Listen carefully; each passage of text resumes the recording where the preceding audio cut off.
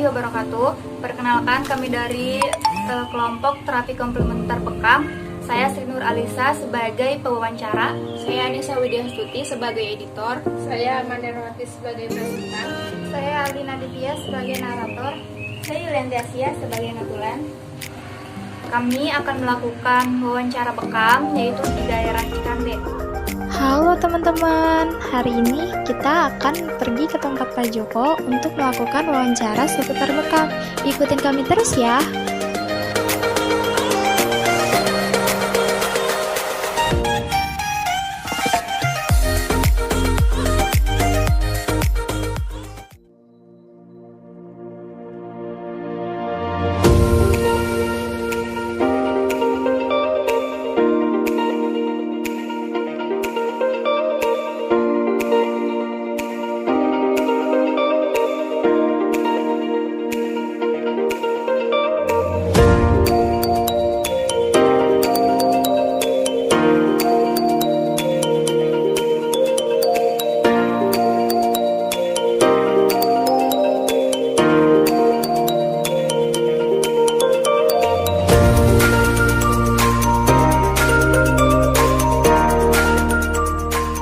Gitu. Jadi ada di sini ada di ini sesungguh dalil tentang bekam lah gitu. Itu dalil tentang bekam yaitu diriwayatkan dari Sa'id Jubair radhiyallahu anhu dari Ibnu Abbas bahwa Rasulullah SAW bersabda, kesembuhan itu terdapat pada 3 hal, yaitu pertama minum madu, kedua sayatan alat bekam, kedua kai yaitu besi yang dipanaskan itu. Tapi wa ini anha umati anil kai, sesungguhnya aku melarang umatku dari kai. Jadi tinggal 2, bekam sama minum madu gitu. Itu salah satu dalilnya lah. Terus macam-macam bekam itu ada 2. Satu bekam basah, yaitu dengan mengeluarkan darah gitu. Yang kedua bekam kering. Bekam kering itu hanya di kop-kop gitu aja. Pernah kan? Mungkin pernah lihat lah gitu, di kop apa di ini gitu. Mungkin pernah. Ya itu aja intinya. Ya manfaatnya banyak sekali lah, menyembuhkan darah kotor, mengeluarkan racun, menyehatkan pembuluh darah. Jadi aliran darah kita itu kayak peralon, tahu kan? Iya. Peralon selang, kalau udah banyak lumutnya harus dibuang, bener kan? Iya. Sama aliran darah kita ini kalau udah banyak kolesterolnya, lemak dalam darah, apa itu harus dibuang, intinya gitu. Ini gitu. Ya intinya garis besarnya itulah. Barangkali kalau ini, kalau titik-titiknya, kalau apa, kalau mau belajar nanti silahkan. Mau di kampus, mau diisi pelatihan, kita boleh gitu, nanti kita ke sono bisa. Ya. Bapak kalau kan bekam kan dari dulu ya, betul, sampai betul. Sekarang. Ya. Sekarang itu peminatnya masih banyak apa gimana Pak? Semakin banyak. Semakin banyak. Malah semakin banyak. Jadi dulu tuh kita belajar bekam niatnya buat sendiri. Saya belajar, uminya belajar. Nggak buat orang lain, maksudnya kalau kita sakit gantian bekam gitu, terus untuk orang tua, untuk keluarga gitu. Alhamdulillah teman ada yang mau, tetangga ada yang mau, ini mau, terus akhirnya suruh buka plang ini gitu. Sebenarnya dulu nggak buka begini, buat sendiri aja gitu. Bekam sendiri udah tahun 2000-an. Terus karena dari jauh-jauh, yang dari Bogor, dari mana pada kesini, akhirnya tolonglah buka plang. Jadi kalau ada saudara saya datang, nggak usah nyarinya nggak susah. Dulu kan nggak ada ini. Iya. Dulu sekarang Sherlock gitu. Bahkan kita ada maskernya cuma habis. Maskernya bekam ini dari Darwah habis, jadi belum dibagi-bagi. Kalau ini sebenarnya mau dibagi. Kalau keuntungan dari pengobatan bekam itu apa Pak? Maksudnya keuntungannya dari pengobatan bekam itu kayak bisa melancarkan apa? Wah banyak sekali. Pertama bisa melancarkan darah, segala penyakit yang diabetes, terus yang kolesterol, stroke itu banyak pasien-pasien kita yang nggak bisa jalan, jadi bisa jalan. Alhamdulillah. Tapi intinya gini ya, bekam itu tidak bisa menyembuhkan, hanya Allah yang menyembuhkan. Itu aja. Ini ikhtiar tapi yang disunahkan, karena dalilnya ada. Dalilnya itu sebaik-baik pengobatan yang kalian lakukan adalah bekam dan fasdu gitu. Intinya bekam itu yang baik. Jadi kita ikhtiar dengan pengobatan sunnah, ya kan? Ya. Kalau sembuh dapat 2 kebaikan. 1 pertama sembuh, kedua dapat pahala mengikuti pengobatan sunnah, ya kan gitu.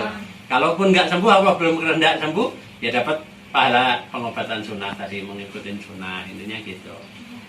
Kalau kerugiannya bekam itu apa, Pak? Selama ini alhamdulillah nggak ada. Selama mengikuti aturan pelajaran, insya Allah nggak ada. Kecuali kalau serampangan tanpa belajar, terus main sedot-sedot, banyak kejadian bisa lumpuh. Orang pernah pasien yang dibawa ke sini, orang tuanya habis dibekam malah lumpuh. Karena apa? Dibekam di persendian. Di persendian ini ada namanya cairan sinovial. Kalau pintu itu ada olinya, engselnya itu ada olinya, bisa buka nutup kan? Kalau olinya kering, pasti keseret kan, nggak bisa nutup. Nah sama di persendian kita tuh ada namanya cairan sinovial, gitu. Itu kalau kerugiannya tuh maksudnya kalau salah ini, makanya jam terbang tuh penting sekali. Selama Bapak mulai praktek ini ada kendalanya nggak Pak? Kendalanya jauh. Jauh ya.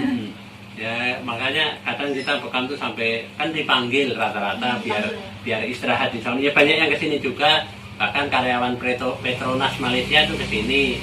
Kalau ini ada Syekh dari Mesir itu kita ke Pandeglang, ada juga gitu. Jadi kalau yang lokalan paling kita ke Pandeglang, ke Merak gitu. Kendalanya jauh, hujan gitu. Kalau soal kendala ini insya Allah nggak ada, karena jam terbang alhamdulillah kita belum lama sih buka pengobatan ini, baru jalan 15 tahunan lah gitu. Ya itu kan kita ilmu harus dicari terus ya. Itu 15 tahun bagi kita itu tetap harus belajar terus biar pasien itu nyaman gitu. Kalau di bekam itu sakit nggak sih Pak? Nggak kerasa. Pernah nggak? Ini kan mahasiswa. Nanti perlu praktek sama uminya. Jadi bekam kalau nanti bukan di sini ya, pamannya di Serang apa di tempat masing-masing, kalau ada pembekam, mau tahu pembekam yang benar, yang bagus, tanyain dulu. Kalau saya mau bekam sama siapa gitu. Kalau dia ngomong sama suaminya, berarti udah nggak benar. Soalnya apa? Auratnya kan dibuka semua kan, gitu. Jadi itu pembekam yang bagus apa enggak di situ. Ya kalau perempuan sama perempuan, laki-laki sama laki-laki, itu udah pasti yang benar. Terus tanya jam terbangnya, udah berapa lama bekam. Udah ini, kalau pemula-pemula kan kita masih ngeri ya, masih sakit, titiknya takut nggak pas gitu ya gitu. Nggak punya gejala apa-apa nih, biasanya kan kalau Nggak masalah. pegel-pegel. Oh, nggak harus ada gejala. Nah, karena apa? Karena jangan harus nunggu sakit, berobat kok nunggu sakit gitu. Jadi aliran darah kita tuh dari makanan kita sering naik motor, debu knalpot kan gitu kan. Di rumah itu yang bikin nggak sehat. Jadi selain bekam tuh sebenarnya gini, ada 3 terapi dari Allah tuh semuanya gratis. Orang-orang sekarang tuh nggak pernah dapat. Kalau orang tua kita dulu, mbah-mbah kita tuh dapat. Pertama terapi bumi, kita suruh sering jalan kaki, jangan pakai sendal. Orang sekarang ke Alfamart aja naik motor, coba suruh jalan kaki, mana mau? Ya, nggak mau kan? Ya, malu lah. Apalagi nenteng dagangan jalan kaki, nggak pakai sendal lagi gitu. Itu udah. Padahal itu ada gravitasi bumi bagus. Terus ada refleksi gitu, bagus gitu. Nah yang kedua terapi matahari. Sekarang ada matahari malah payungan, bukannya ya kan gitu. Masuk rumah AC, masuk mobil AC, di kampus AC. Kapan mau kena mataharinya gitu. Yang ketiga terapi air. Orang sekarang jarang minum air putih, minumnya yang itu coklat nyoklatnya gitu ya gitu. Tiga-tiganya nggak dapat kan? Ya udah. Kenapa orang sekarang lemah? Kalau orang-orang dulu mungkin punya mbah zaman dulu itu, mbah-mbah umur 60 tahun, 70 tahun ngangkat beras karung masih kuat. Bener kan? Coba sekarang suruh ngangkat cat 25 kilo aja udah kewalahan. Bener kan? Cuma 25 kilo. Gitu. Nah itulah karena kita tuh terlalu manja gitu loh. Makanya banyak minum air putih, banyak ini gitu. Insya Allah. Pernah ini enggak tes golongan darah di sini? Jadi gitu. Nah, sakit enggak itu? Enggak. Nah, sama itu sakitan itu. Bekam itu. Jadi bekam itu nggak sakit? Nggak sakit. Makanya kalau mau nyobain nanti sama uminya 1 titik 2 titik lah coba. Itu. Mumpung di sini nggak apa-apa dicoba. Kalau pernah tes golongan darah ini, tetek gitu, sama itu sakit itu. kalau udah pernah ngerasain ini loh ya. Agak sakit sih kalau golongan darah ya. Nah itu aja Kaget, ya oh. kaget lah itu. Tapi nggak sakit kan, nggak sampai pingsan kan? Nah iya intinya gitu. Intinya berarti nggak sakit. Supingnya lah ini alatnya. Ya, kalau zaman dulu pakai gelas dikasih ini itu bahaya. Pertama itu ukurannya nggak jelas. Kalau ini kan ada ukurannya. Terus sterilnya steril kan gitu. Itu alatnya ini. Nah ini alkoholnya untuk sterilisasi, ini minyak zaitun. Minyak zaitun tuh untuk melunakkan kulit. Jadi ditusuk tuh nggak kerasa gitu. Karena dalilnya jelas di Al-Quran, batini wal zaitun, ya kan? Ini buat nusuknya itu ya? Iya, pulpen doang gitu nggak kerasa kan? Iya. Cuma pulpen doang gitu. Oh, cuma gitu doang. Gitu doang. Iya. Jarumnya di dalam. Jarumnya dalam nggak kelihatan gitu. Itu biasanya bagian punggung. Banyak tergantung keluhan. Jadi di sini tuh kalau sesuai hadisnya, hendaklah kalian berpegang pada tengah tengkuk. Sesungguhnya obat dari 72 penyakit. Sumbernya tuh kalau kita nunduk, di sini ada tulang paling besar. Iya. Nah itu sumbernya di situ tuh titik yang paling besar merah itu di gambarnya, ya kan? Itu. Nah, terus nanti bisa di sini tuh namanya titik umumugis, ibunya segala penyakit. Sini untuk 110 penyakit.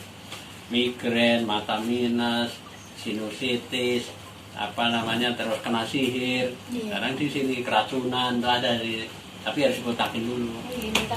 Ya itu harus mau nggak mau, tapi ya namanya untuk kesehatan. Banyak yang di sini ibu-ibu juga dibotakin dulu di pipinya di ini, ya nanti merah-merah gini aja. Tapi untuk kesehatan insya Allah nggak masalah. Pak, kalau misalkan kayak saraf itu bisa diikin Saraf yang gimana ini? saraf tulang. Penyakit saraf. Iya, gitu. penyakit saraf. Ya insya Allah bisa. Jadi emang titik-titiknya ada tertentu kan gitu.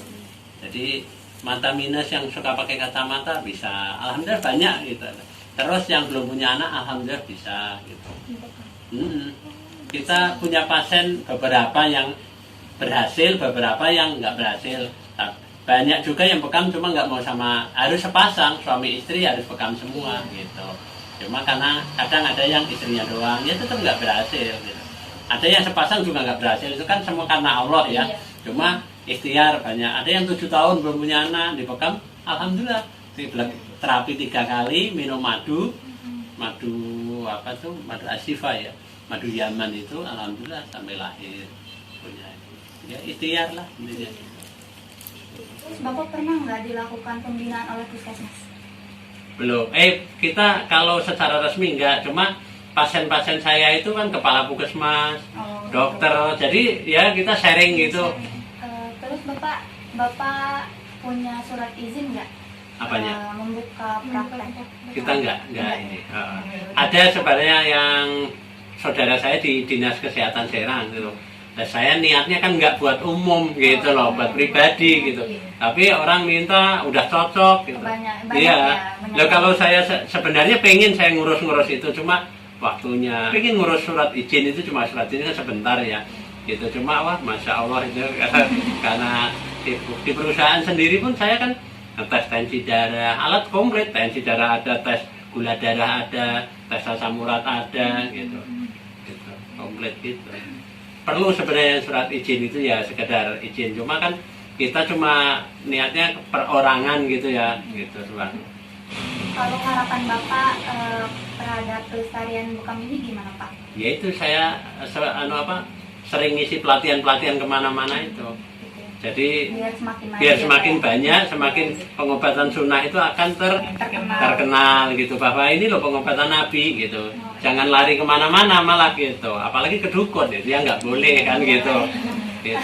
Alhamdulillah tuh dokter, kepala puskesmas, mantri itu dulu dokter itu sekarang udah pindah di Bandung ya, karena dokter itu kan dirangkas tugasnya, itu aja belajar bekam, dokter itu iya. Gitu, itu dokter, banyak dokter itu juga gitu. Ya kita pokoknya samalah, kita hanya memberikan yang kita tahu. Mungkin dari pembekam lain kan beda-beda, sama aja murid dari sekolahan ini mungkin begini tekniknya, keperawatan begini gitu, tapi pada intinya sama, mengeluarkan darah kotor gitu.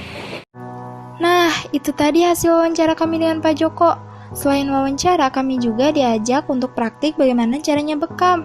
Seru ya teman-teman? Nah, sampai juga di akhir video kami. Kami pamit dulu ya teman-teman. Terima kasih sudah menonton video kami. Sampai jumpa. Wassalamualaikum warahmatullahi wabarakatuh.